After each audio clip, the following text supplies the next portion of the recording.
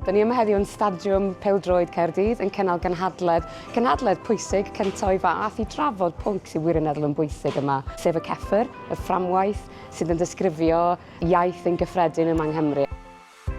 Heddiw rydw i am sôn am arwyddocâd, deddf y Gymraeg ac addysg a pham ei bod hi'n garreg filltir mor bwysig i'r Gymraeg ac i Gymru.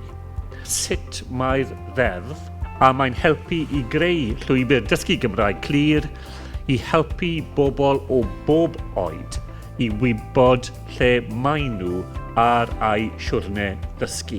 Gathon ni sgwrs agoriadol pwerus gan Ysgrifennydd y Cabinet dros gyllid a'r Gymraeg. A mi gathon ni wedyn gyfraniadau rhyngwladol yma yng Nghaerdydd a digwyddodd hynny ar-lein, yn rhithiol, yn fyw ar-lein ac hefyd yma yn y cnawd gyda arbenigwyr sydd yma yng Nghymru hefyd yn trafod yr un pwnc, CEFR, fframwaith, y taith dysgu iaith. Y ffaith bod y CEFR yn defnyddio'r datganiadau can-do yma, dwi'n gallu, yn gwneud y CEFR ni hanfod yn alluogydd wedyn, yn dweud. Mae'n galluogi ni i ddweud beth ni'n medru ei wneud.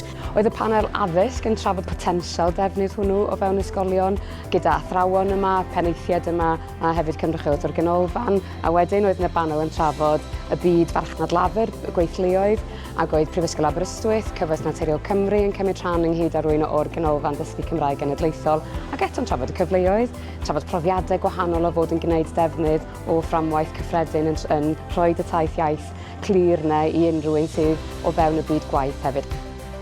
Dyma'r daith i ni gyd yn yr ystafell hon, dyn ni am fynd arni dros y blynyddoedd nesaf. Wel, dwi'n meddwl bod y teimlad yn yr ystafell yn deimlad o gyffro. Falle bod yna ychydig o nefryswydd wrth cyrraedd bore yma, pwnc newydd falle i nifer ohonyn nhw, ond yn sicr mae wedi ysgogi sgwrs. A mae'r sgwrs yn bwysig iddi pan gael gychwyn unrhyw daith newydd, mae'r sgwrs yn bwysig.